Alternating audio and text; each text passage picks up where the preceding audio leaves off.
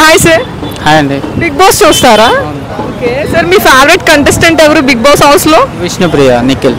Okay, Vishnupriya బాగా ఆడతారు అనుకుంటున్నారు. అవునండి. గొడవ జరిగింది కదా సోనియాకి అండ్ విష్ణుప్రియకి, అందులో ఎవరు కరెక్ట్ అనుకుంటున్నారు మీరు? విష్ణుప్రియ? యాక్చువల్గా విష్ణుప్రియ మాట్లాడింది అయితే కరెక్ట్గానే మాట్లాడింది. సోనియా కొద్దిగా ఓవర్ ఎక్సైట్ అయ్యి అలా జరిగిందన్నమాట.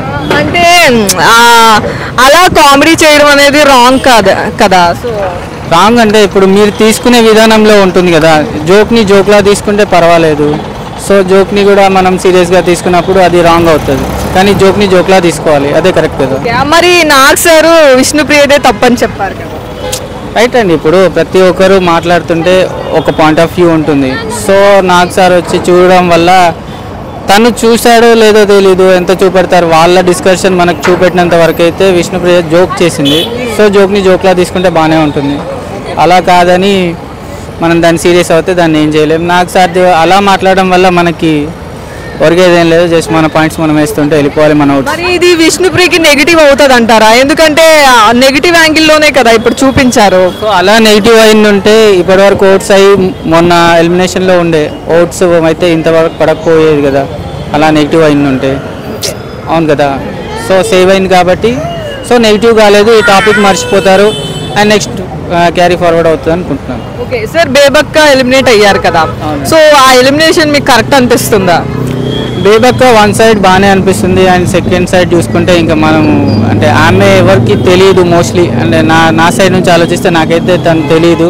సో యూట్యూబర్ కాబట్టి కొంతమందికి తెలిసి ఉండొచ్చు, అలా ఓట్లు పడకుండా మిస్ అయి ఉండొచ్చు అంతే. ఓకే ఓకే, నెక్స్ట్ ఎవరు ఎలిమినేట్ అవుతారు అనుకుంటున్నారు మీరు? నెక్స్ట్ ఐ థింక్ సోనియా అనుకుంటున్నాను. కానీ సోనియా గారు చాలా టఫ్ కాంపిటీషన్ ఇస్తున్నారని ఆల్రెడీ హౌస్ మేట్స్ అనుకుంటున్నారు కదా. టఫ్ అని అందరు అనుకుంటున్నారు, బట్ అది టఫ్ తర్వాత అయినా కూడా చేంజ్ అవ్వచ్చు కదా. ఎందుకంటే ఓన్లీ మాటలే కాదు, గేమ్స్ కూడా ఉంటాయి. గేమ్స్లో పార్టిసిపేట్ చేయాలి, దాని తర్వాత ఉంటుంది కదా మొత్తం. మరి మణికంఠ పర్ఫార్మెన్స్ ఎలా అనిపిస్తుంది మీకు? మణికంఠ నాకైతే సోది అనిపించాడు. సో తన గురించి ఎంత తక్కువ మాట్లాడుకుంటే అంత బెస్ట్.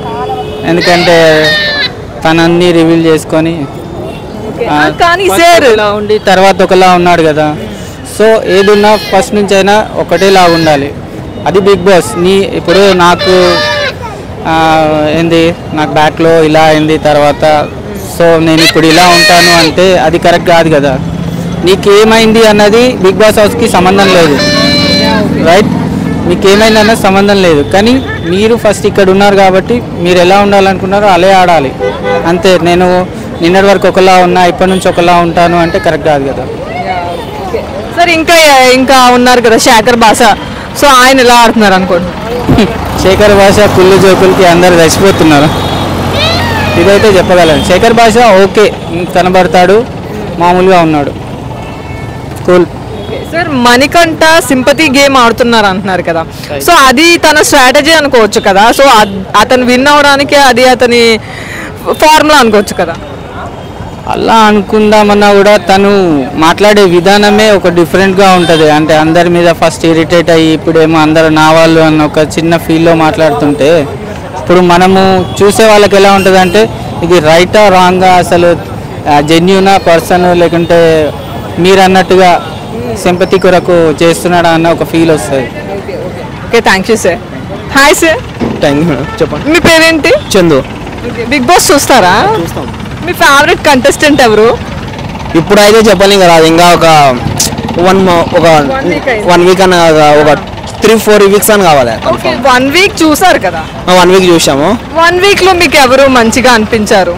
ఎవరు మంచిగా అంటే అందులో ఒక అమ్మాయి ఒకటే మంచిగా ఆడుతుంది గేమ్ ఒకటి. అందులో అమ్మాయి ఎవరు? అమ్మాయి పేరు నైనిక్ అని కూడా పుట్టి ఉండదు. అమ్మాయి ఒకటి బాగా ఆడుతుంది డాన్సర్. ఆ అమ్మాయి ఒకటి బాగా ఆడుతుంది. నైనిక్ ఒకటి గేమ్లో బాగా ఉన్న వాళ్ళు మొత్తం అంత నటిస్తుంటారు అందులో.